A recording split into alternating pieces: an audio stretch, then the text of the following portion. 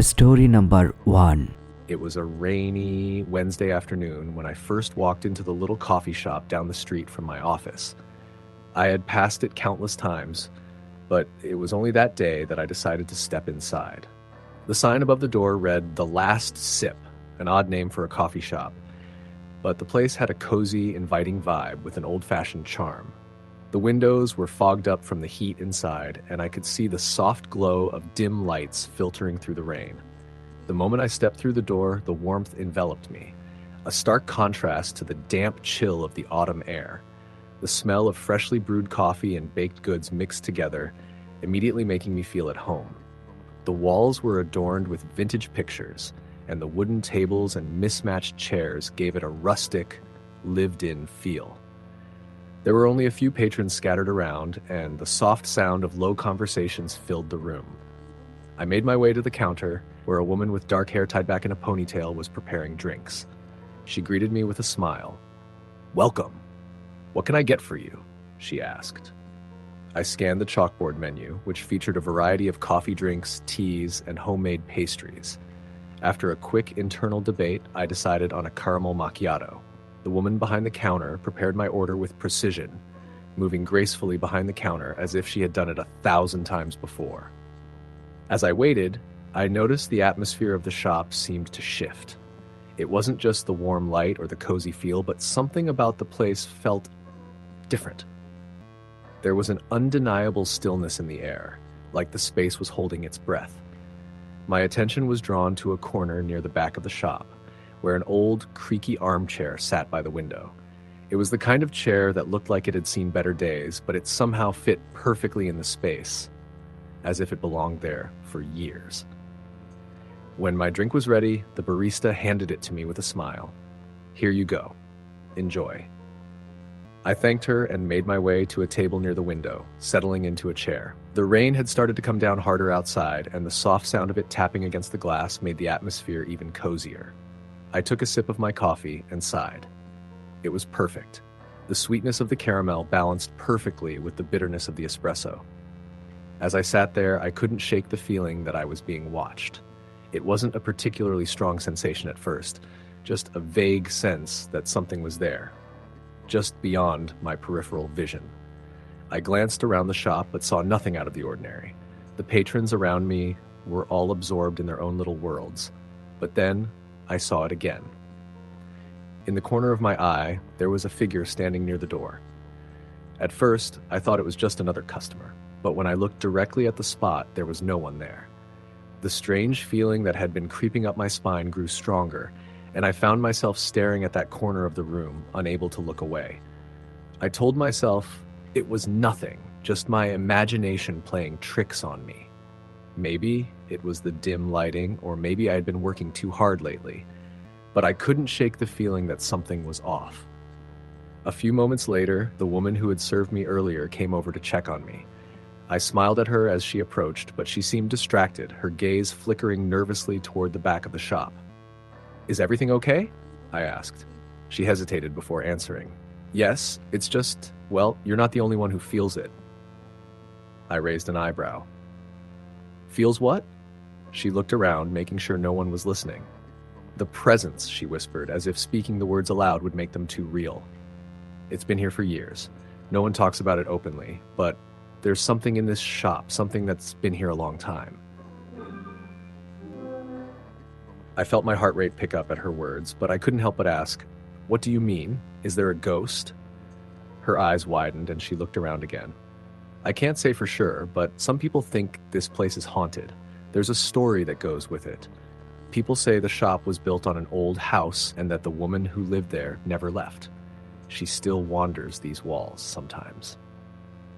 My mouth went dry as I absorbed her words. I had never considered the possibility of a ghost in the cafe, but the strange sensation I had felt earlier made me wonder if there was something to what she was saying. Before I could respond, the door opened and a man walked in. He was tall, with dark hair and a rough, unshaven face. He wore a leather jacket and boots that clicked against the hardwood floor as he walked past my table. He didn't acknowledge anyone, and his gaze was fixed ahead, as though he was in a hurry to get somewhere. But when he passed by, I felt a sudden drop in temperature. It was as though the room had gotten colder, even though the heat was on. I looked up, but the man was already sitting at the counter, ordering a drink. I turned back to my coffee, but something didn't sit right. I couldn't shake the feeling that he was out of place. I took another sip of my drink, but it was hard to focus. My mind kept drifting back to the man and the strange chill that had followed him. I glanced toward the door again, and for just a second, I saw something that made my blood run cold. The reflection in the window. Someone was standing there. But when I looked, the space was empty. I spun around in my seat, my heart hammering in my chest, but no one was there. I quickly looked back out the window. The man was still sitting at the counter, sipping his drink, as if nothing had happened. My mind raced. Could it have been a trick of the light? The rain on the window? Or something else entirely? I shook my head, trying to clear the thoughts from my mind. But as I sat there, something caught my eye again. This time, it was unmistakable.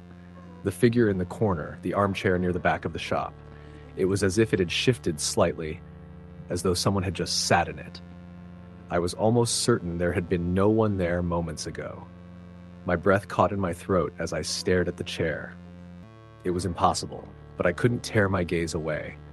There was a coldness now, a palpable sense of something being wrong, like the very air around me was pressing in. Suddenly the door swung open again, and a woman entered, drenched from the rain. She was carrying a large umbrella, which she shook off before closing it. I took my eyes off the chair for a moment to glance at her, but when I looked back, the figure in the chair was gone. I stood up abruptly, my heart racing. I didn't know what was happening, but I couldn't stay there any longer. I grabbed my coat and made my way toward the door, but as I passed the counter, I heard the barista's voice again, low and urgent. "Are you leaving?" she asked, her expression grave. I nodded. "I think I've had enough for today." She didn't say anything else, but I could see the fear in her eyes. It was like she knew something I didn't, something I wasn't supposed to see. As I opened the door to leave, I glanced over my shoulder at the coffee shop one last time. The armchair in the corner sat empty, but the air in the room felt thicker now, colder. I had no idea what had just happened, but I had the distinct feeling that I had witnessed something I wasn't meant to. The next day, I returned to the cafe, needing answers. The barista was there again, but she was no longer smiling. She didn't even look at me when I approached the counter. Can I get a coffee? Can I get a coffee?" I asked softly.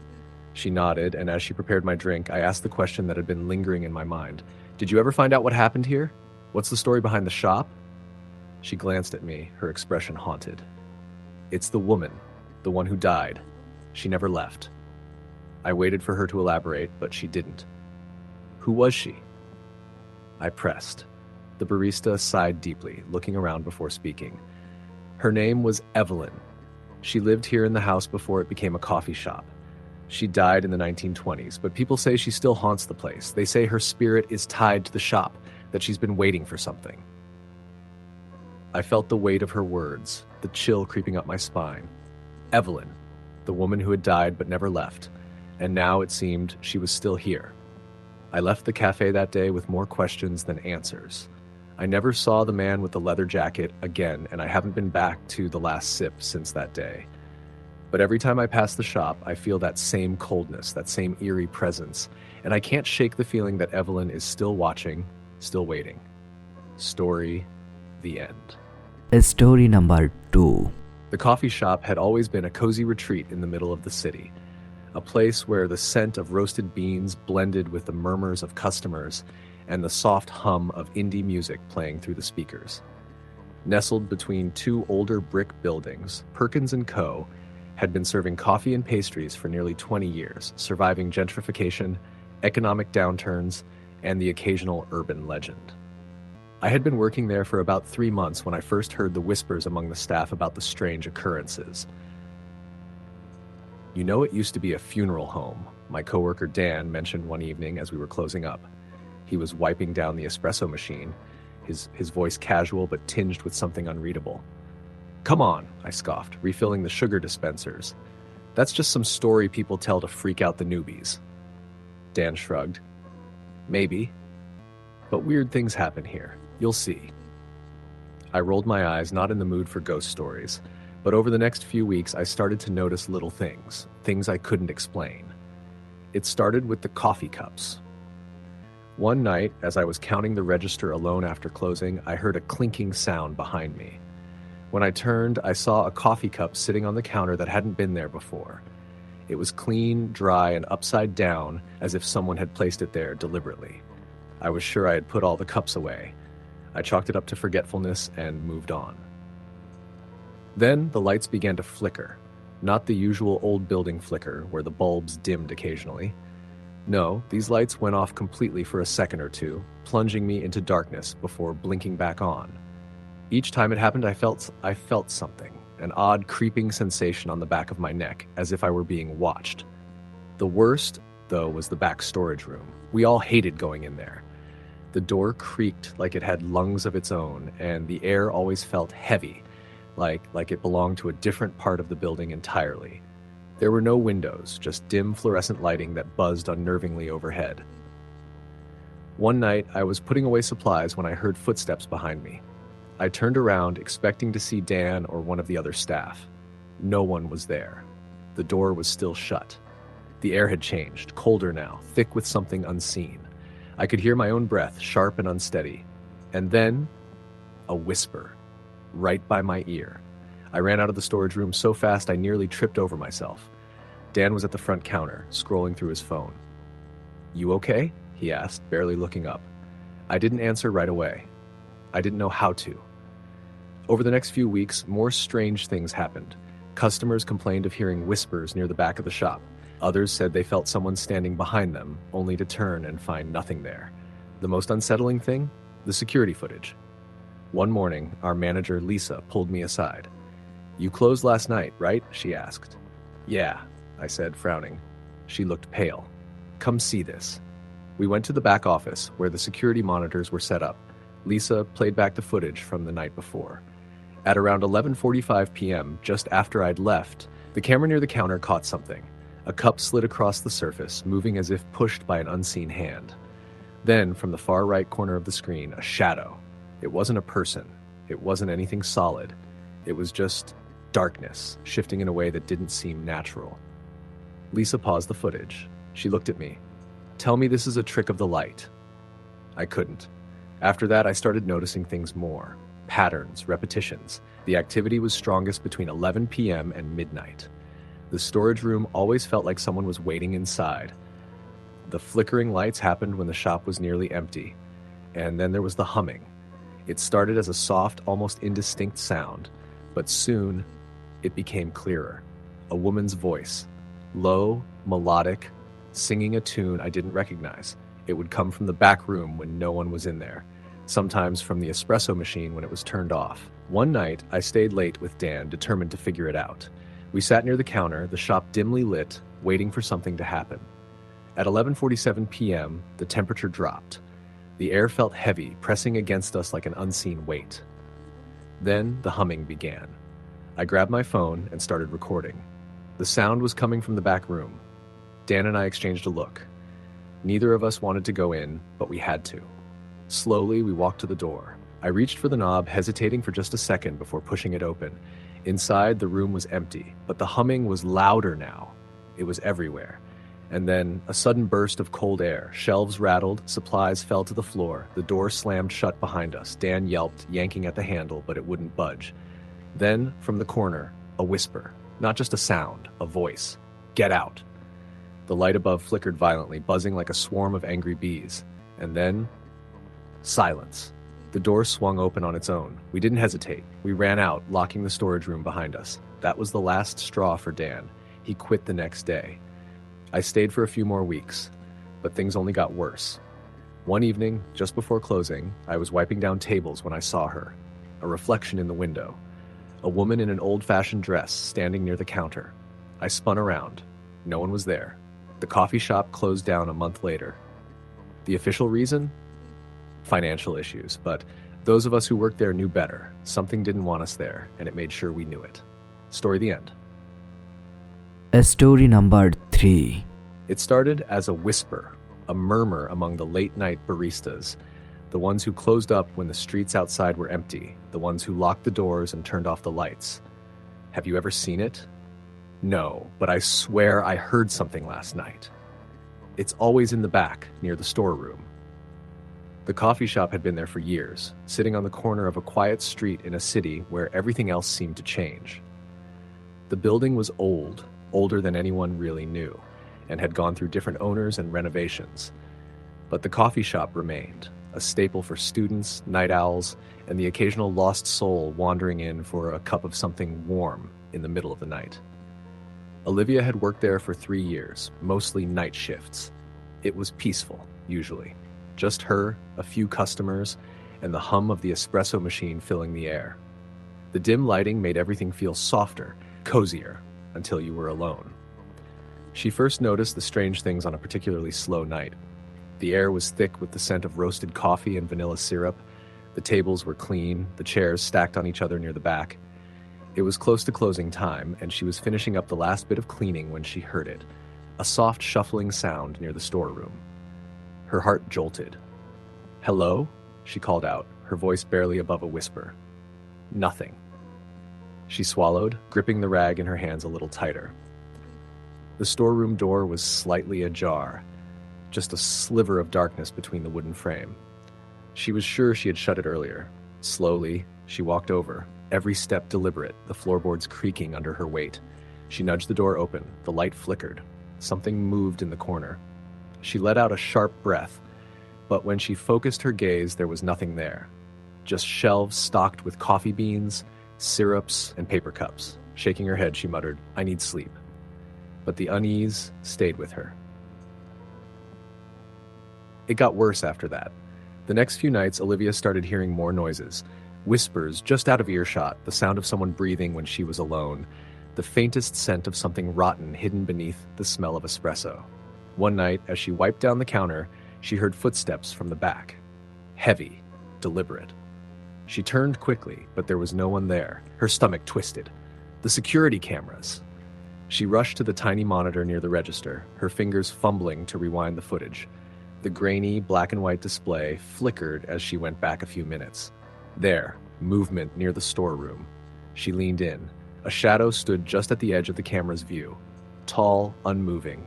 And then, it turned its head. Her breath caught in her throat. The face was blurred, distorted, but she could feel its eyes staring at her through the screen. And then it disappeared. A chill ran down her spine. She slammed the laptop shut and forced a nervous laugh. "I'm losing it," she muttered.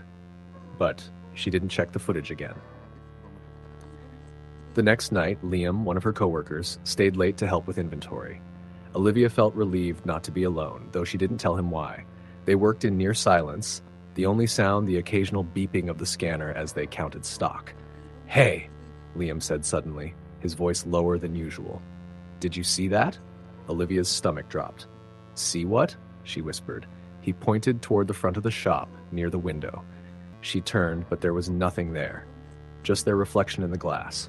Liam frowned. "I swear I saw something move outside." Olivia forced herself to breathe. Probably a car passing by.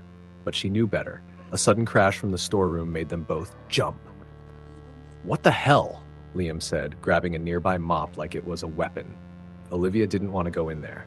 Every part of her screamed to just leave, to run, but she couldn't. The two of them moved toward the storeroom, Olivia's hands shaking as she reached for the light switch. The bulbs flickered.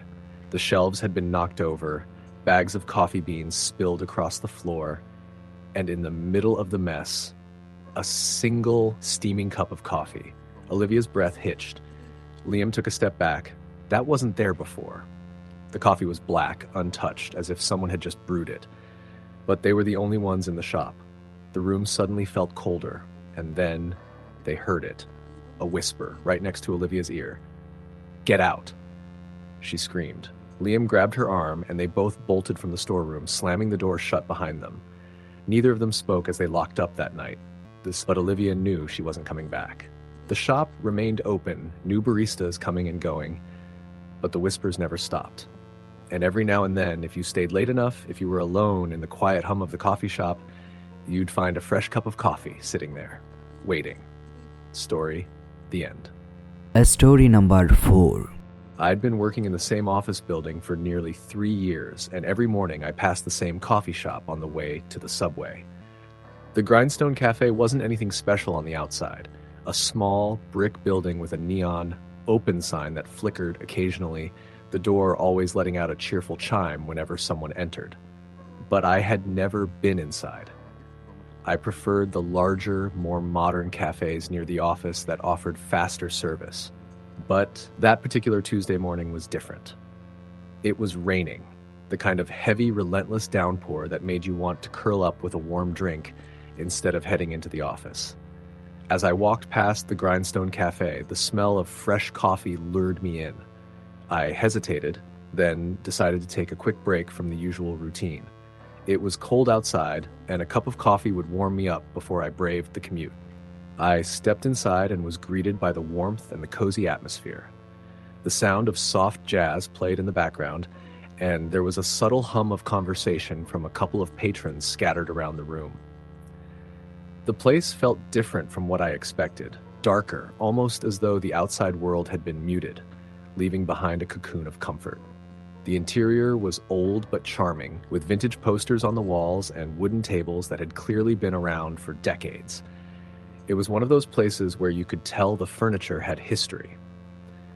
Behind the counter stood a woman in her late 40s or early 50s. Her hair was pulled back in a neat bun, and her features were kind but showed signs of fatigue, as though she had been here for much longer than anyone could guess. Her name tag read Lily. I smiled at her, and she returned it with a soft, welcoming grin. There was a faint scent of lavender about her, something soothing in an otherwise busy and chaotic day. "Welcome to the Grindstone Cafe. What can I get for you?" she asked, her voice calm and friendly. "Just a regular coffee, please." "Black," I said, feeling the need for something simple. She nodded, turning to prepare my order. I took a seat near the window where I could watch the rain pour down in sheets. There was something comforting about the rain, something soothing that made me feel as if the whole world had slowed down. I had no pressing meetings that morning, so I allowed myself a few minutes to simply enjoy the moment, my eyes occasionally drifting to the old clock on the wall, the tick-tock sound almost hypnotic. While waiting, I noticed something that made me pause. There was a man sitting alone at one of the tables across the room. He had his back to me, so I couldn't see his face, but something about his posture caught my attention. He was hunched over, staring intently at his coffee cup, his hands trembling slightly. It was hard to tell if he was cold, nervous, or just deep in thought. But it wasn't the man himself that made me uneasy. It was the way he was sitting. The thing that bothered me was how still he was. He didn't move. He didn't take a sip of his coffee, didn't look around, didn't make any motion at all. It was almost as though he was waiting for something, or someone. Lily handed me my coffee, and I smiled in gratitude, pulling my gaze away from the man. I settled back into my seat and took a sip, feeling the warmth spread through me. I glanced at the old clock again. It was 8:15 a.m. I had a few minutes before I needed to leave for work. I turned my attention back to the window, letting the rain drown out the quiet hum of the cafe. A few minutes passed before I heard a faint, shuffling sound. I glanced over, startled to see the man still sitting in the same position, but this time he was facing me. His eyes were wide open, and there was an unsettling emptiness in them. The moment we locked eyes, a chill ran down my spine. His expression was vacant, distant, as if he wasn't truly there. It was the kind of look that made my stomach twist. I tried to shake it off, but something about the encounter left me feeling unsettled. I took another sip of my coffee and quickly looked down at my phone, checking the time again. 8:20 a.m. I had to leave soon. That's when I saw Lily watching the man with a peculiar expression. It wasn't one of concern, but more of recognition. Her face was neutral, but her eyes were focused intently on him. Something about the way she looked at him made my throat dry. The man hadn't moved an inch, and neither had Lily. After a few moments of silence, the man slowly got up from his seat. His movements were stiff, deliberate, as though he was trying to make himself believe he was still in control of his body. He walked toward the counter, his eyes still locked with mine, and I felt an involuntary shiver crawl up my spine. When he reached the counter, Lily didn't say anything. She didn't offer him a greeting or ask what he wanted. Instead, she simply reached under the counter and pulled out a small paper bag. She placed it on the counter without a word, and the man took it without making a sound. Without acknowledging Lily, he turned and slowly walked out of the cafe. The moment the door closed behind him, I heard Lily take a deep breath, as though she had been holding it in for far too long. Her shoulders sagged slightly, and she seemed to relax, though she still didn't look directly at me. I couldn't help myself. "Is he okay?" I asked, my voice hesitant. Lily paused for a moment, glancing at me, her eyes softening. "He'll be fine. He always comes in around this time." I furrowed my brow, still uneasy. "Who is he?" Lily didn't respond immediately. She just glanced toward the door, her gaze distant. After a beat, she sighed, wiping her hands on a towel. "He's been coming here for years," she said slowly, her voice low. "His name is George. He used to be a regular, just like everyone else. He came in for his coffee, sat by the window, and read the newspaper. He was a simple man. But one day, he just stopped. One morning, he walked in, sat down at his usual table, and never moved. And ever since then, he comes in, but he doesn't leave. He just sits there." I stared at her, confused. "What do you mean? He never leaves?" Lily nodded, looking at the door again. "He doesn't leave. Not for long, anyway. He comes in every morning, sits down, takes his coffee, and leaves after a few minutes. But he's never really here. Not the way we are. He's somewhere else, someplace he can't escape." My heart was pounding in my chest, and I felt a cold knot of dread settle in my stomach. I didn't know how to respond. Was Lily serious? Was she just telling me a strange story, or did she believe something deeper was happening? I couldn't tell. I stood up, feeling suddenly rushed. "I need to go," I said, my voice shakier than I intended. "Of course," Lily said, offering a small, understanding smile. "Take care of yourself." I nodded, still shaken, and made my way to the door. Just before I stepped out, I turned to look back one last time. Through the window, I saw George standing at the crosswalk across the street. He was staring straight ahead, unmoving, his gaze vacant as he waited for the light to change. But what struck me was the way his face had changed. His eyes were hollow, dark circles beneath them, and there was no sign of life behind them. The light changed, and he began to walk. But there was no purpose to his steps, no direction. He walked like a man who was trapped in a place he couldn't escape, as though every step took him farther away from the world I knew. I didn't go back to the Grindstone Cafe for weeks after that. I didn't want to know what was going on there. The thought of George, of the vacant look in his eyes, of the way Lily seemed to know exactly what was happening, left me unsettled. Eventually, I stopped passing the cafe on my way to work. I found a different route, avoiding the place entirely. But every now and then, I think of George and the strange aura that surrounded him. I wonder if he's still sitting in that cafe, staring at his coffee, waiting for a moment that will never come. And I can't shake the feeling that the cafe is still there, waiting for someone else to take my place. Story the end. Story number 5. I had been going to the same coffee shop for months, almost every day. It was my escape, my place to unwind after work, grab my favorite latte, and bury myself in a book or some writing. The shop had a homey feel with mismatched chairs and tables, soft jazz music playing in the background, and the smell of roasted beans filling the air. It was a small, unassuming place tucked into the corner of a busy street, but to me, it felt like a sanctuary. The barista, Sarah, was a friendly woman in her early 30s, with long brown hair and kind eyes.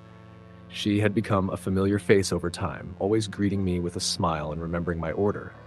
Sometimes we'd chat, mostly about books or life, and I'd lose myself in the cozy atmosphere. It wasn't fancy, but it was comfortable, and I liked it that way. One rainy Thursday, I decided to stop by on my way home from work. The rain had been relentless all afternoon, and I was drenched by the time I stepped inside. The bell above the door jingled softly as I entered, and the warmth hit me like a hug. It was quiet inside, no more than a handful of people scattered around the tables, the soft hum of conversation blending with the sound of raindrops hitting the window. I approached the counter, shaking the water off my umbrella. Sarah was behind the counter, as usual, wiping down the espresso machine. "Hey there," she said, looking up from her task. "The usual?" I nodded, grateful for the familiarity of the routine. "Yeah, That'd be great. As Sarah prepared my latte, I took a seat at my usual spot by the window. It was a cozy corner, perfect for watching the rain and people watching at the same time. There was a small armchair by the window, and I always felt like I could curl up in it with a book or my laptop and lose track of time. I settled in and pulled out my notebook, waiting for Sarah to finish making my drink. That's when I noticed him. At first, I thought it was just my mind playing tricks on me. I had been so used to the quiet, familiar rhythm of the shop that I didn't think much of it when I saw a man standing near the entrance. He was tall, dressed in a dark coat and a fedora that obscured most of his face. He stood still, not moving, just staring at the door as if he were waiting for someone. It was strange, though. The way he stood, so rigid and unblinking. I didn't know why, but the sight made me uneasy.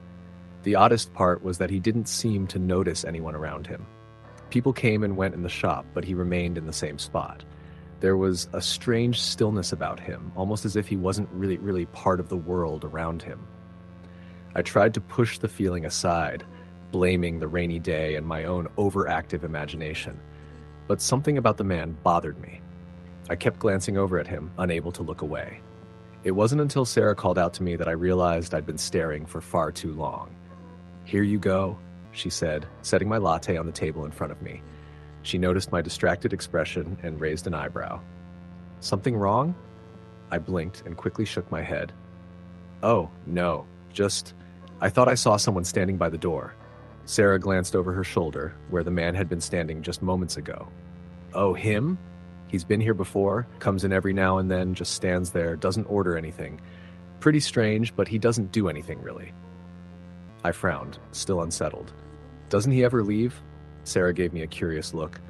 "I mean, he leaves when everyone else does, but he's not a problem or anything. Just an odd guy, I guess. He hasn't been in for a while, though. Maybe he's just passing through today." I nodded slowly, still feeling uneasy. "I don't know. Something about him feels off." Sarah shrugged. "Yeah, I get it. Some people just have that vibe." I didn't want to sound paranoid, so I dropped the subject. I sipped my latte, trying to shake the feeling that had taken hold of me. But the man never left. He remained by the door, unmoving, his presence weighing on me like a heavy fog. I couldn't concentrate on my notebook anymore. My eyes kept drifting to him, my mind racing with thoughts I couldn't shake. As the minutes passed, I noticed something strange. The other people in the coffee shop seemed to have forgotten about the man entirely. They weren't glancing over at him, nor were they acting like he was there at all. It was as if he had become part of the background, invisible to everyone but me. That's when I felt it, the unmistakable sense that I wasn't alone in the room. It wasn't the normal feeling of being around people. It was different. It was as if someone, or something, was standing just behind me, watching me. My skin prickled and my heart rate picked up. I didn't want to turn around, I didn't want to look, but my body couldn't help itself. I slowly turned my head and glanced over my shoulder. There, in the corner of my vision, I saw him. The man with the fedora. But he wasn't standing near the door anymore. He was standing right behind me. I froze, my blood running cold, my breath caught in my throat. I didn't know how he had gotten there. There was no sound, no indication that he had moved. He was just there. I could feel his presence, cold and heavy, standing inches away from me. I didn't dare turn to face him directly. I was paralyzed, my mind racing as I fought the urge to scream or run. And then, in a voice that was barely a whisper, I heard him speak. "You don't belong here." The words sent a chill down my spine, and I spun around in my seat, only to find that the corner behind me was empty. The man was gone.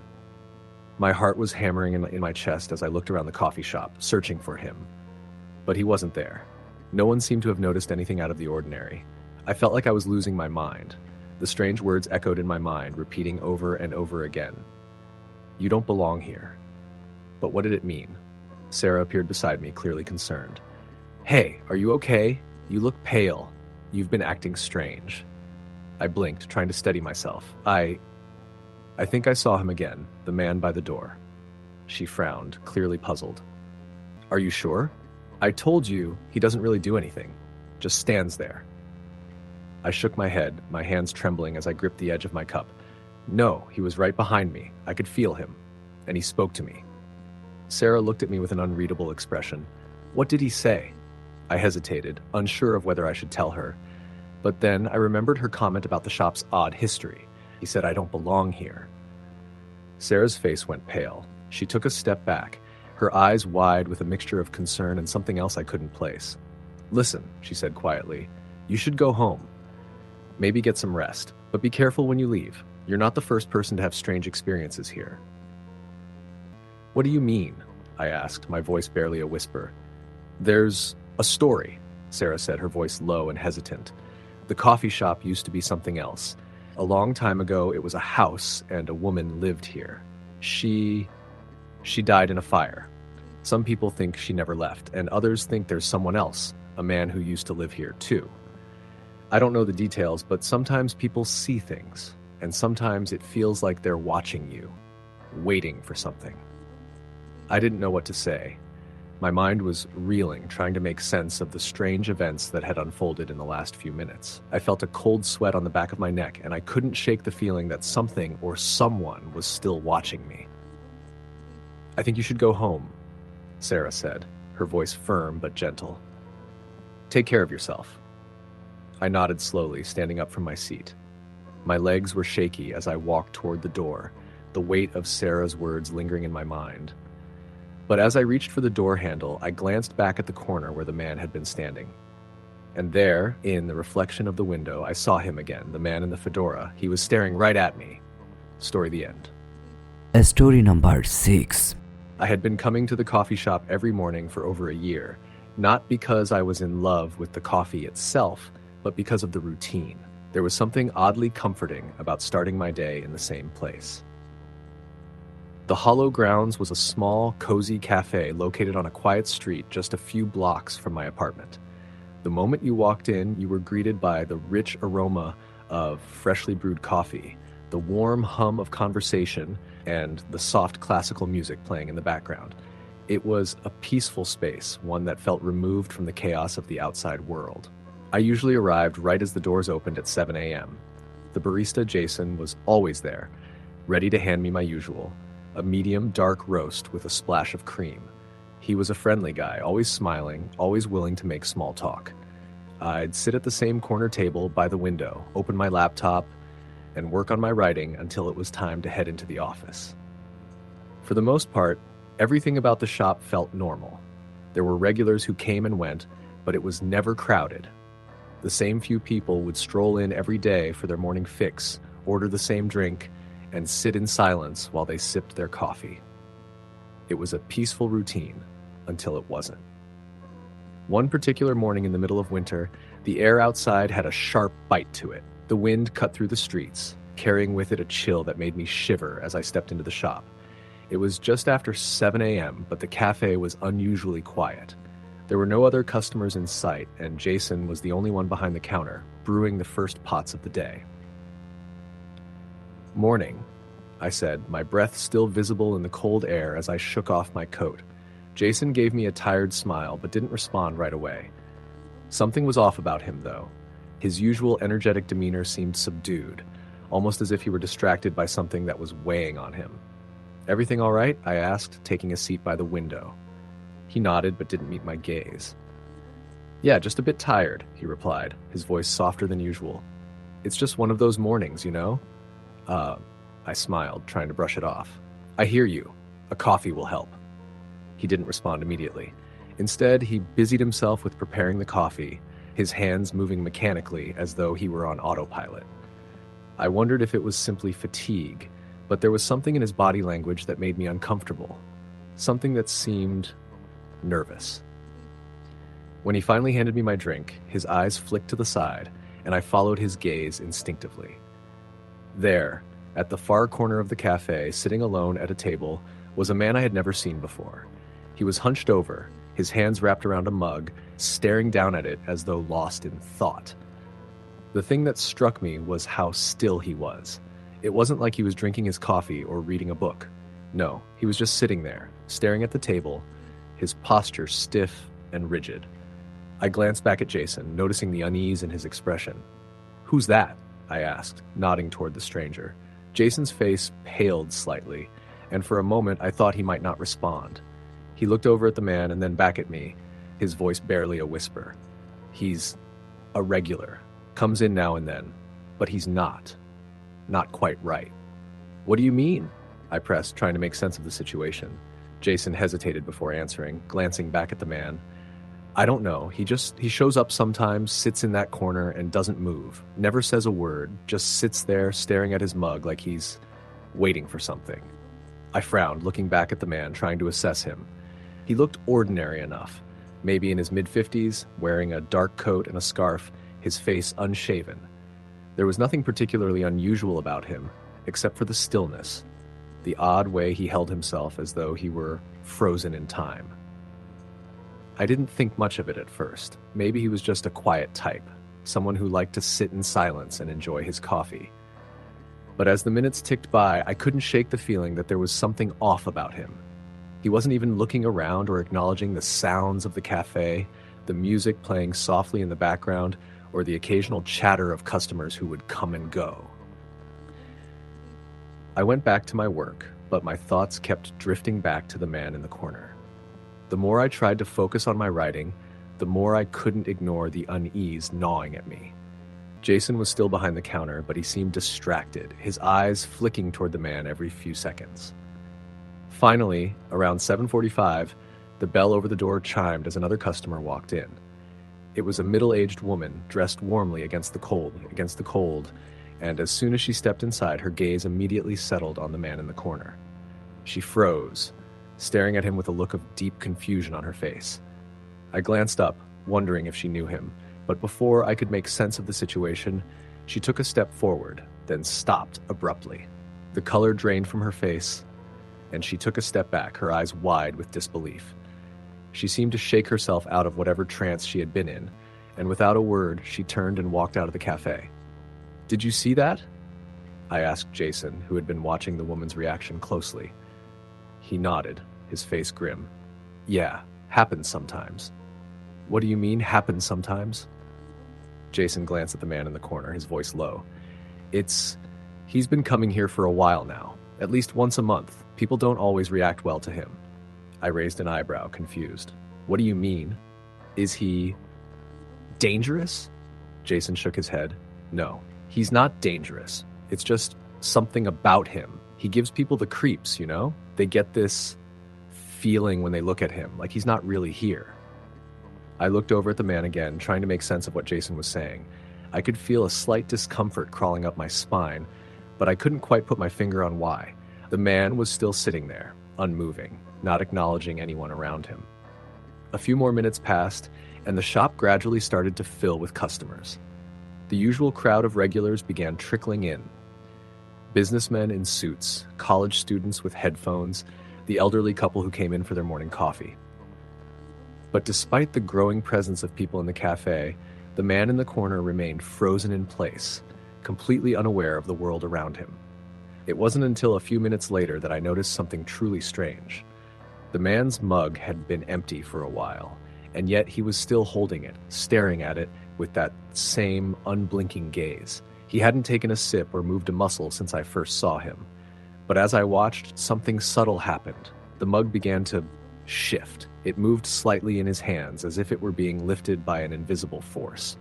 My heart stopped. I rubbed my eyes, trying to dismiss it as some sort of illusion, but when I looked back, the mug was still floating just inches above the table. It wasn't until it hovered for a few seconds that it slowly and deliberately returned to the table, landing with a soft clink. Jason must have seen the shock on my face because he came over to my table, his voice barely above a whisper. "Don't look at him too long," he said, his tone urgent. "It's not safe." I didn't know what to say. I was paralyzed, unsure of whether to leave the cafe or stay and try to make sense of what I had just witnessed.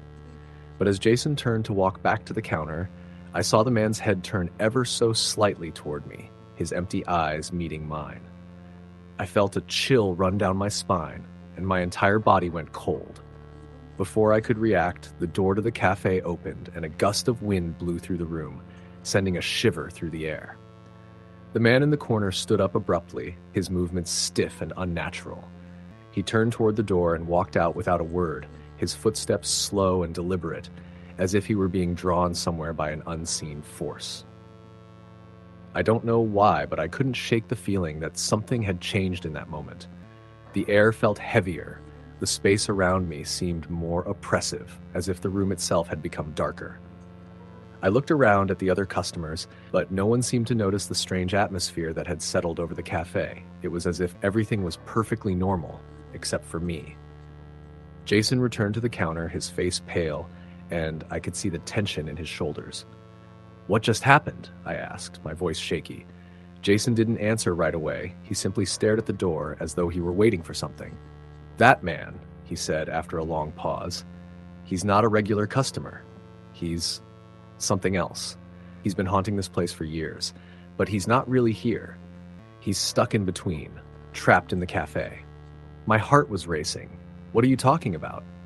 Jason met my eyes, his expression serious.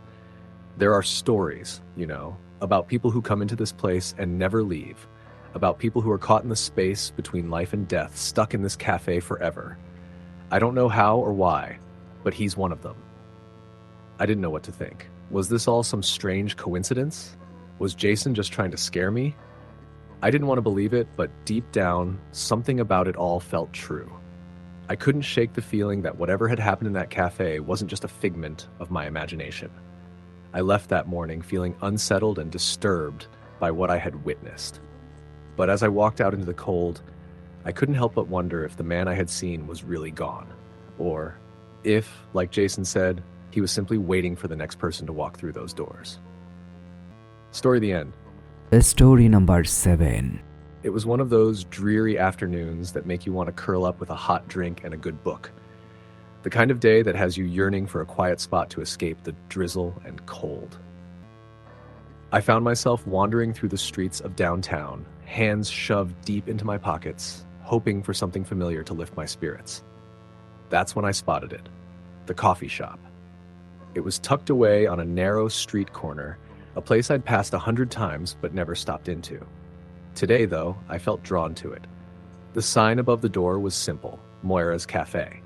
It wasn't flashy or pretentious, just a faded sign with a handwritten font. It had the look of a place that had been around for years, maybe decades. I pushed the door open and stepped inside. The warmth hit me immediately, a welcome change from the cold rain outside. The interior was cozy, with low lighting and the rich scent of coffee filling the air. The walls were lined with vintage posters, most of them black and white, with images of jazz musicians and old movie stars. The furniture was mismatched, some chairs modern and sleek, others old and worn. The overall feeling was one of comfortable chaos, as though the place had accumulated stories and history over the years. There was only one person behind the counter, a woman in her mid-30s with long, dark hair and tired eyes. She looked up as I approached, her lips curling into a faint smile. "Can I get you something?" she asked, her voice soft but welcoming. I ordered a latte and took a seat by the window, watching the rain run down the glass. The shop was quiet, with only a few patrons scattered around, absorbed in their own worlds. The low hum of conversation blended with the quiet music playing in the background. It was the perfect place to lose track of time. I sipped my drink, lost in thought, when I noticed something strange. Out of the corner of my eye, I saw movement at the far end of the cafe. I turned my head, half expecting to see a customer walking in, but there was no one there. The room was still. I shook my head, telling myself it was just the dim lighting playing tricks on my eyes. But then, I saw it again. This time it was clearer. Someone standing near the back of the cafe, just inside the small doorway that led to the restrooms. They were tall, their outline vague and blurry, as though they were barely there at all. I blinked, trying to focus, but the figure vanished as quickly as it had appeared. My heart skipped a beat. I tried to brush it off, convincing myself that I had imagined it, but I couldn't shake the feeling that something was off. I took another sip of my drink, trying to steady my nerves. The woman behind the counter was busy preparing another drink, and the few other customers were focused on their laptops or phones. I was about to let the strange feeling go when I saw it again, a shadow, shifting in the corner of my vision. This time, it was unmistakable. There was someone standing by the doorway. Not a person exactly, but something else. The figure was tall and thin, and its face was shrouded in shadow. It didn't move, just stood there, watching me. I felt a cold chill creep up my spine. My stomach tightened, and I could feel the hairs on the back of my neck standing up. I tried to keep my focus on my coffee, but the figure was impossible to ignore. My pulse quickened. I didn't want to look, but I couldn't look away. I slowly turned my head, and just as I expected, there was nothing there. The doorway to the restrooms was empty. My hands trembled around my coffee cup. I couldn't explain it. There was something wrong with this place. I didn't know if it was the lighting or if I was just tired, but it felt haunted. I glanced over at the woman behind the counter, hoping she could offer some sort of explanation. She was busy wiping down the counter, her back to me, but then, as if sensing my gaze, she turned toward me. Her expression faltered for a moment, just a brief second, before she regained her composure. "Are you all right?" she asked, her voice warm, but her eyes cautious. I hesitated. Should I tell her what I had seen? I didn't want to sound crazy, but something about the place felt off, and I had to know if others had noticed it too. I thought I saw someone standing by the restrooms, I said, my voice low. Is there someone else here? The woman's smile faltered, and for a moment she looked away as though unsure whether to speak. When she finally looked back at me, there was something in her eyes that made my stomach twist. "Maybe you just need some rest," she said quietly, her tone changing. "Sometimes people see things when they're tired or stressed. The lighting in here can be unsettling." I didn't buy it. It wasn't just the lighting. There was something more to it. "I think I'll just finish my drink and head out," I said, eager to leave. I tried to force a smile, but it felt thin, unconvincing. I looked around the cafe one last time before I stood up. I wanted to shake off the uneasy feeling, but I couldn't. The room felt colder now, the shadows longer. And as I glanced toward the back of the cafe, I saw something that made my breath catch in my throat. The figure was there again, only this time it wasn't standing by the restroom. It was in the far corner, near a small table by the window. I could see it clearly now, tall, thin, with dark, hollow eyes. It was watching me. It was impossible to tell if it was a person or something else entirely, but the coldness emanating from it was palpable. I froze in place, my body frozen with fear. The figure didn't move. It just stared at me, its presence so overwhelming that I couldn't breathe. I felt like I was being suffocated, like I was trapped in this space with something I couldn't escape. And then, just as suddenly as it had appeared, the figure vanished. I blinked, and it was gone. My heart was pounding in my chest, and I could barely hold onto my coffee cup. The room felt suffocating, as if the walls were closing in on me. I turned quickly and made my way to the door, not caring about the rain anymore. I needed to get out. I needed to escape. But as I reached the door and pulled it open, I glanced over my shoulder. The woman behind the counter was watching me. Her face was pale, her eyes wide with something I couldn't name. She didn't say anything, but the look on her face told me everything I needed to know. I stepped outside into the rain, feeling the cold droplets hit my face, but it didn't help. The sense of unease lingered, clinging to me like a second skin. I hurried down the street, trying to shake off the feeling, but it wouldn't leave. The figure, the eyes, the coldness, it was all too real. I didn't go back to Moira's cafe after that day. I tried to forget about it, tried to convince myself that it was just my imagination or that I had been too tired. But the memory stayed with me, a haunting reminder of what I had seen, what I had felt. A few weeks later, I ran into a friend who lived in the area. We got to talking, and I mentioned the coffee shop. "Oh, Moira's cafe," she said, a strange look crossing her face. "You know, it's been around for ages. People say it's haunted." I stopped, confused. "Haunted?" She nodded, her expression serious. "Yeah, there's a story about a woman named Moira who used to own it. She passed away a few years ago, but people say her spirit never left. They say if you're there long enough, you'll see her." I felt a chill run down my spine. "What do you mean? What happens?" "Well," my friend hesitated, "some people say they've seen her figure standing in the corner by the restrooms. Other people have heard voices or felt like they're being watched. It's not always the same for everyone, but it's always unsettling." I didn't need to hear more. The connection was clear. It was the same place, the same presence. The figure I had seen wasn't just a figment of my imagination. It was real. I didn't go back to that street, and I didn't go back to Moira's cafe. And to this day, I still don't know if what I saw was Moira or if it was something else entirely.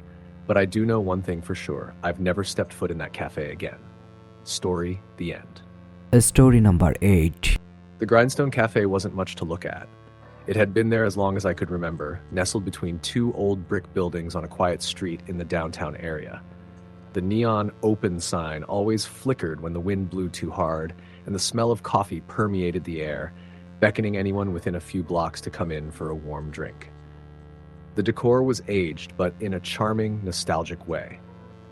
Old wooden tables and chairs with chipped paint lined the space, and the barista counter was often cluttered with the tools of the trade: coffee grinders, milk frothers, and stacks of to-go cups. It was a cozy place, a regular spot for early morning meetings or quiet afternoons with a good book. I had been working in the area for a while and had passed by it countless times without ever stepping inside. I was one of those people who preferred a faster, more efficient coffee run. I would grab my coffee from the chain store across the street, barely glancing at the grindstone as I walked by. But one cold November morning, something changed. It had been a long week, and I was in need of a change of scenery. The office had been a grind, and my apartment had begun to feel suffocating. I needed a space to clear my mind and get some work done, away from the distractions of home. So I decided to give the grindstone a try. It was just after 7 a.m. when I walked through the door. The usual bells above the entrance jingled as I stepped inside. I was immediately greeted by the warmth of the cafe, a stark contrast to the brisk chill outside. The place was quiet, with only a few people scattered around, sipping their drinks and reading newspapers or scrolling through their phones. The air was filled with the comforting sound of steaming milk and the clink of cups on saucers. The barista behind the counter was a middle-aged woman with short, graying hair and kind eyes. She smiled at me as I approached. "Good morning," she said. "What can I get for you?" I smiled back, feeling more relaxed already. "Just a large black coffee, please." She nodded and turned to prepare my order. I took a seat at one of the tables near the window where I could watch the morning unfold outside. The rain had started to fall in soft, steady sheets, and I could see people hurrying down the sidewalk with umbrellas. It was the kind of morning that made you want to curl up with a good book or lose yourself in your thoughts. I was just about to open my laptop and begin working when I noticed something odd. There was a man sitting at the table across the room, near the back. He had a newspaper open in front of him, but he wasn't looking at it. Instead, his eyes were fixed on something in the distance, his gaze distant and unfocused. His hands were gripping the edges of the newspaper tightly, knuckles white, but he didn't seem to be aware of it. His face was pale, almost ghostly, and his lips were pressed together in a tight line. I wasn't sure why, but something about the way he sat there made me uneasy. It wasn't his appearance. It was more the sense that he didn't quite belong. He wasn't engaging with the world around him, and it felt like he was in a trance, or maybe stuck in a moment that was disconnected from everything else. His presence seemed to cast a strange shadow over the room. My coffee arrived, and I took a sip, trying to shake off the feeling, but my eyes kept drifting back to the man. He was still staring blankly ahead, as though he didn't even notice the bustle of the cafe around him. He didn't look like someone who was lost in thought or deep in concentration. He looked lost in a way that didn't make sense, like he wasn't quite there. I tried to focus on my work, but the unease in the pit of my stomach wouldn't go away. Every time I looked up, I saw him, still sitting there, unmoving. The clock on the wall ticked steadily, and I tried to ignore the feeling that something was wrong. The cafe was warm, comfortable, and the sound of the rain outside was soothing, but the man's presence lingered like a weight in the room. About 10 minutes passed before the woman behind the counter, the barista, finally broke the silence. She glanced at the man in the back corner, her expression softening. She wiped her hands on her apron before walking toward him. "Sir?" she said gently, her voice calm but firm. The man didn't react. She stood there for a moment, watching him before speaking again. "Sir, are you all right?" Still, there was no response. The man didn't move a muscle. His eyes remained fixed, staring into space. The barista's brow furrowed slightly, and she placed a hand on the back of the chair across from him. "I'm going to call the paramedics, okay? You need to get checked out." I froze. I could feel my heart beating faster as I watched the scene unfold. The man still hadn't moved. I thought for a moment that maybe he was just an eccentric regular who enjoyed a quiet morning in the cafe, but there was something wrong here. Something beyond the ordinary. The barista turned away for a moment, walking back to the counter. I noticed her grab the phone, but she didn't dial immediately. She hesitated, her eyes darting nervously toward the man in the corner. After a long pause, she slowly returned to his table. I couldn't hear what she was saying, but I could see the worry etched on her face. I felt a pang of sympathy for her. It must have been a long, strange morning for her already. Then, something happened that made my blood run cold. The man's head snapped up, his eyes suddenly locking onto hers. I couldn't make out the expression on his face, but his stare was intense, too intense. It was as though he had been waiting for this moment, and now that he had it, he wasn't going to let go. The barista froze for a split second, her mouth open as if to speak, but no words came out. And then, as quickly as it had started, the moment ended. The man blinked, and his shoulders slumped. His hands relaxed their grip on the newspaper, and he looked down at it as though nothing had happened. The tension that had been thick in the air seemed to dissipate, but I still couldn't shake the sense that something deeply strange had just occurred. The barista, clearly shaken, took a deep breath before walking back to the counter. She didn't say anything, but she didn't take her eyes off the man as she went. It was as though she was giving him a wide berth, as if she wasn't sure what to make of him anymore. I didn't know what to do. I sat there for a moment, unsure whether to stay or leave.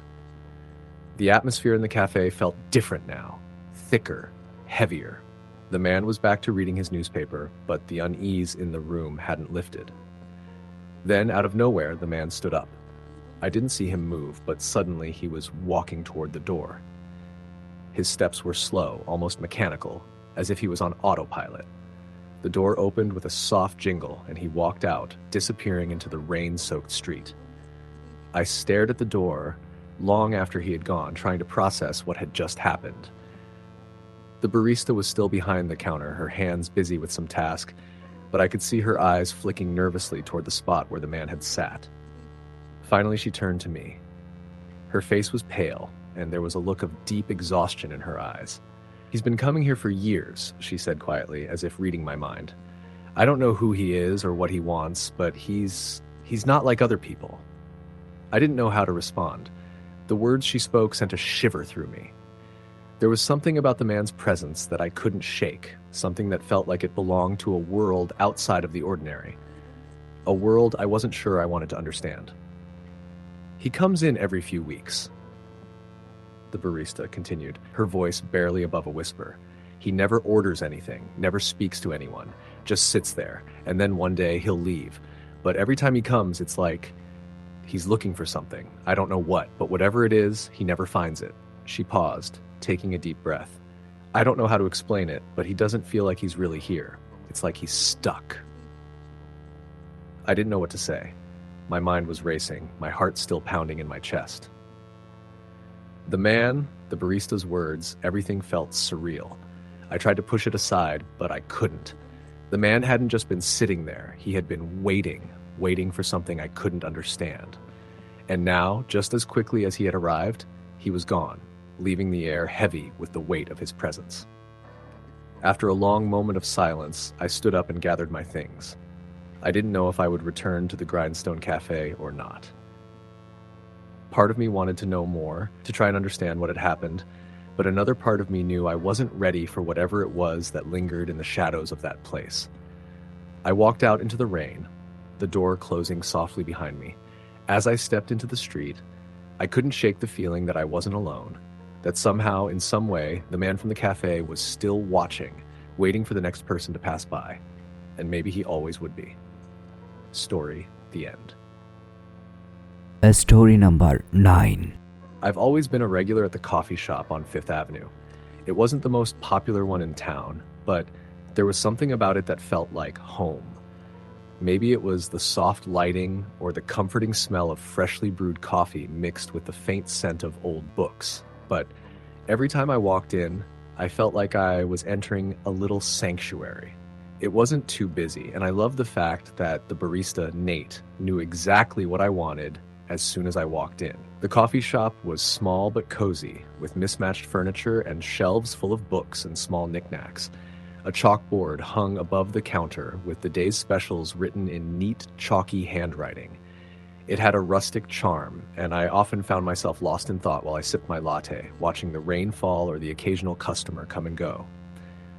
One Wednesday afternoon, I decided to stop by after work. It had been a particularly long day, and I needed some time to clear my head.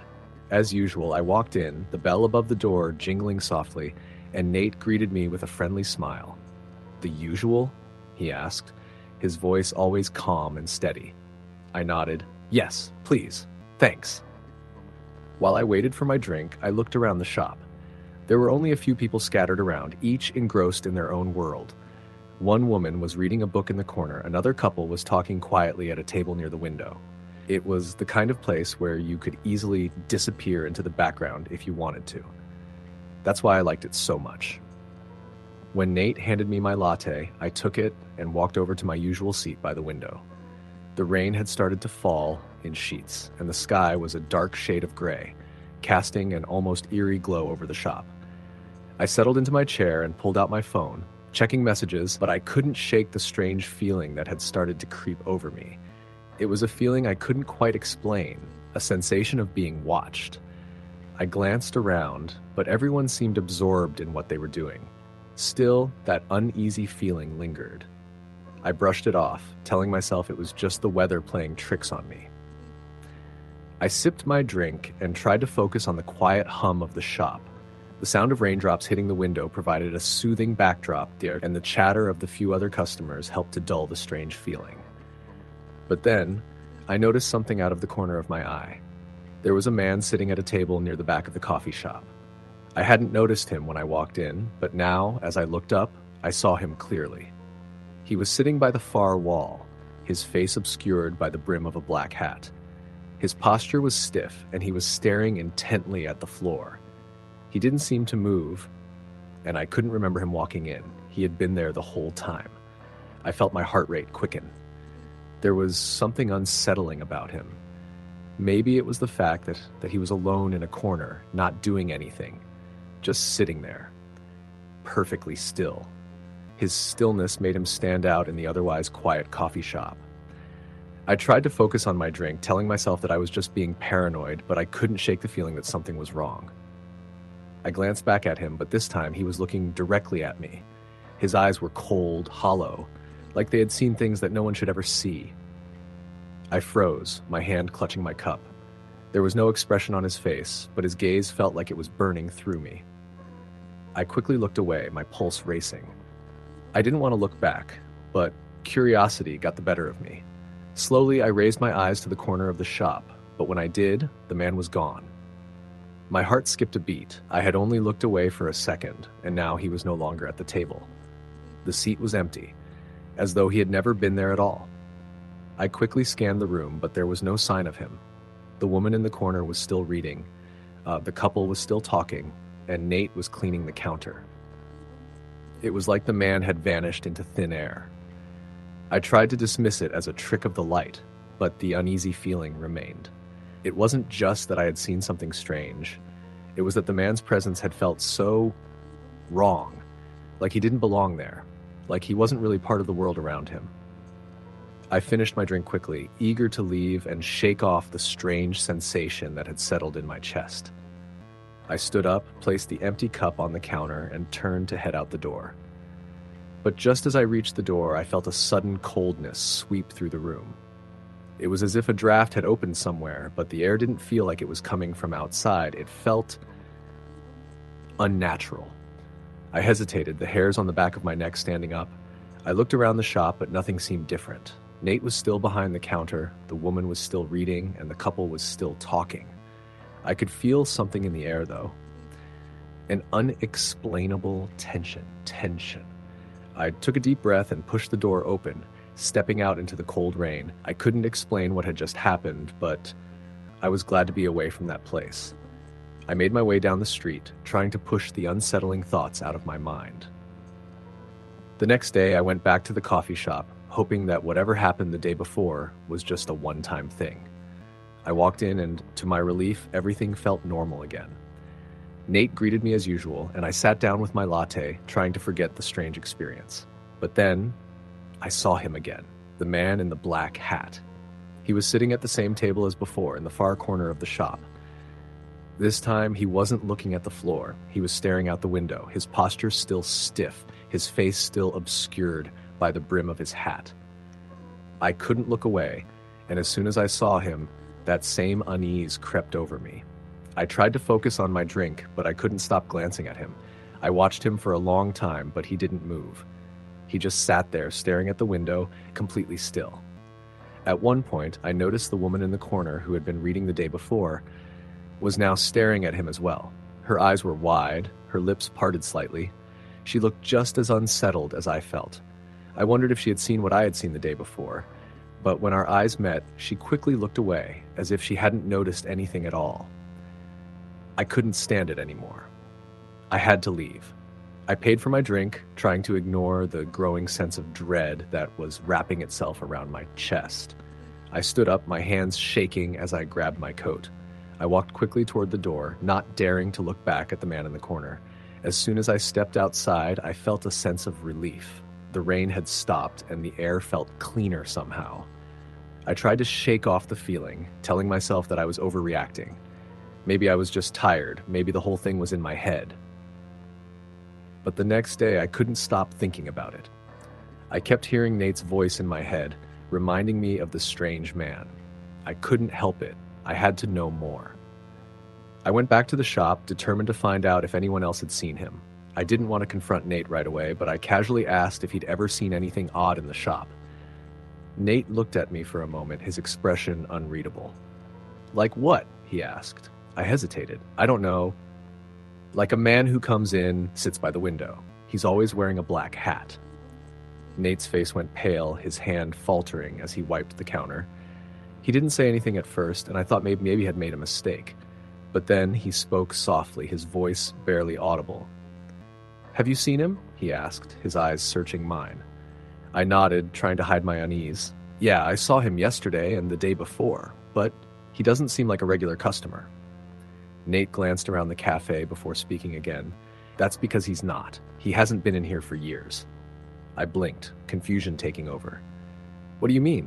He was just here." Nate's voice dropped to a whisper. "He died a long time ago. He used to come in every day, always sitting by that same window. But he passed away in a car accident. He's been haunting this place ever since." I felt my blood run cold.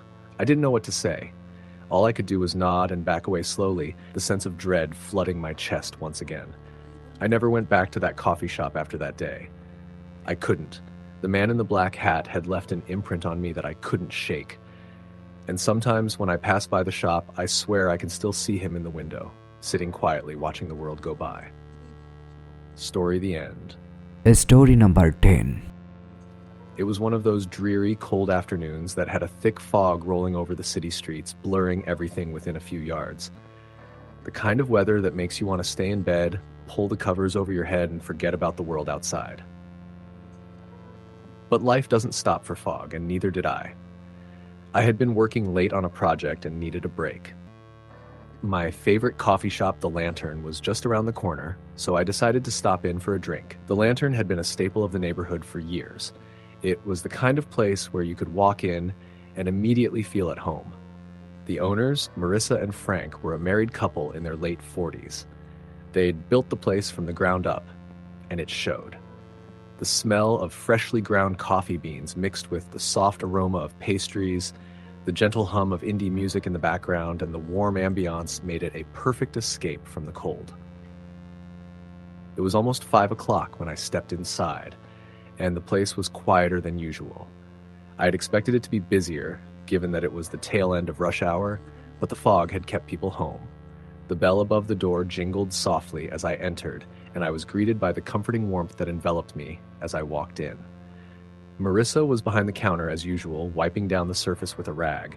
She looked up and smiled when she saw me. "Hey there." The usual? I nodded. Yeah, thanks.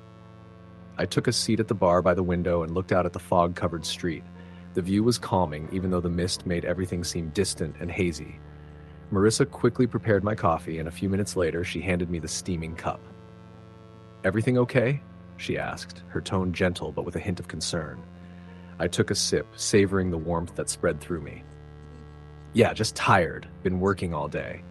She smiled sympathetically. I hear you. It's been one of those weeks, hasn't it?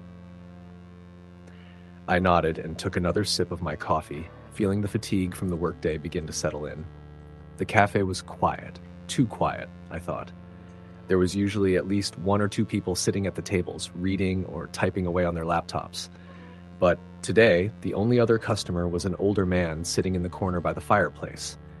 He was hunched over a book, his face partially obscured by a thick pair of reading glasses. I hadn't noticed him when I first entered, but now that I looked, he seemed strangely out of place. His clothes were a little too old-fashioned, his jacket worn in a way that made it look like it had seen better days. But I didn't think much of it at first. It was just another strange sight in a cafe that saw all kinds of people. I returned my attention to the window, letting the soft glow of the streetlights filter through the fog. The weather had always had a way of making me feel more introspective, and today was no exception. I didn't notice at first, but after a few minutes, I realized the older man hadn't moved. He was still hunched over his book, completely still, as if he were frozen in time. His eyes never left the pages, his posture unwavering. At first, I thought he might have just been lost in his reading. But then I noticed something odd. The cafe was quiet, and I could hear the slight rustle of paper turning, but the man wasn't turning the pages. The book remained open to the same page, and the sound I was hearing wasn't coming from him at all. My mind started to race, trying to make sense of it. Maybe it was just my exhaustion playing tricks on me, I thought. Or maybe I was simply overthinking things. I didn't want to stare too long, so I turned my attention back to my coffee and tried to relax. But something was wrong. The room, which had felt so warm and inviting when I first walked in, now seemed colder. I shivered slightly, pulling my coat tighter around me, even though I knew the temperature hadn't changed. The faint hum of the music in the background seemed to grow distant, and the ticking of the clock on the wall sounded louder, like it was echoing through my head.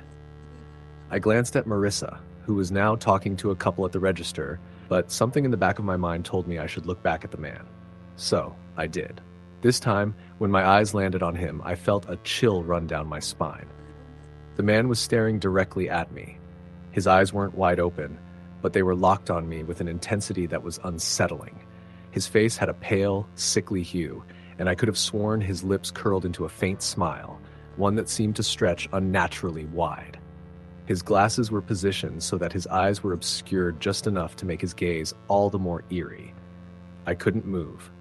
I didn't want to look away, but at the same time, I felt like something terrible was about to happen if I didn't. His gaze felt like it was pulling me in, forcing me to acknowledge him, to acknowledge something I wasn't sure I wanted to face. Just as I was about to break eye contact, Marissa walked over and stood between us, blocking my view of the man. "You okay, Han?" she asked, her voice warm but concerned. I blinked and snapped out of my trance. Yeah, I'm fine. Just a little tired, I guess." She gave me a reassuring smile. "You've been working hard, haven't you? It's all right to take a break, you know." I nodded, but my eyes darted back to the corner where the man had been sitting. The seat was empty. I froze. I hadn't seen him leave. I hadn't even heard him move. One moment he had been sitting there, staring at me with that chilling smile, and the next, he was gone. I felt a lump form in my throat. My heart rate quickened, and I tried to shake off the feeling of panic rising within me. Maybe I had imagined it all. Maybe it was the stress, or maybe I was just too tired. But I knew something wasn't right. Did the man in the corner leave? I asked Marissa, trying to sound casual, though my voice was shaking. Marissa paused, glancing around the cafe. "What man?" I blinked. "The one sitting by the fireplace. The older guy with the glasses." She looked at me like I was speaking a different language. "There's no one sitting there, Han. You're probably just seeing things. You've been staring at that window for a while." I felt a cold sweat break out on my forehead. My mind was racing, trying to make sense of what was happening. I turned back to the corner. The chair was empty. The book that had been sitting on the table was gone, and the fireplace crackled quietly in the corner. It was as if the man had never been there. "Are you sure?" I asked, my voice trembling. Marissa gave me a puzzled look. "Yeah, hon, I'm sure. No one's been sitting there for at least an hour." My mind was spinning. I couldn't process what had just happened. I wanted to laugh it off, to tell myself that it was just my imagination running wild. But deep down, I knew it wasn't. I knew I had seen him, and I knew he had been staring at me in a way that was more than just ordinary. Something about him had felt wrong, unnatural. I finished my coffee in silence, trying to shake the unease from my mind. Marissa and Frank had always run a clean, welcoming shop, and I had never experienced anything like this before. But now, every creak of the old floorboards, every whisper of the fog outside, felt like a reminder that something was amiss. As I gathered my things to leave, I noticed something else that made my heart race. On the counter, just beside where I had been sitting, was the same book I had seen the man reading. The cover was weathered and old, its pages yellowed with age. I reached for it, my hands trembling, and turned it over. The title was worn, almost unreadable, but I could just make out the words, "The Lantern's Last Light." I didn't know why, but I felt an overwhelming urge to get out of there. I paid quickly, not saying another word to Marissa, and left the cafe. The fog had thickened outside, and I could barely see the streetlights through the haze. But I didn't care. I had to leave. I had to get away from that place. As I walked down the street, I kept looking over my shoulder, expecting to see the man, his pale face and cold, unblinking eyes staring back at me. But he was never there.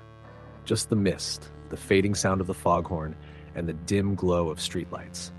It wasn't until the next morning that I found out the truth. The Lantern's Last Light was a book that hadn't been printed in decades. I found it in an old local history book at the library. It was a story about a man who had wandered the streets of the city, waiting for something he never found.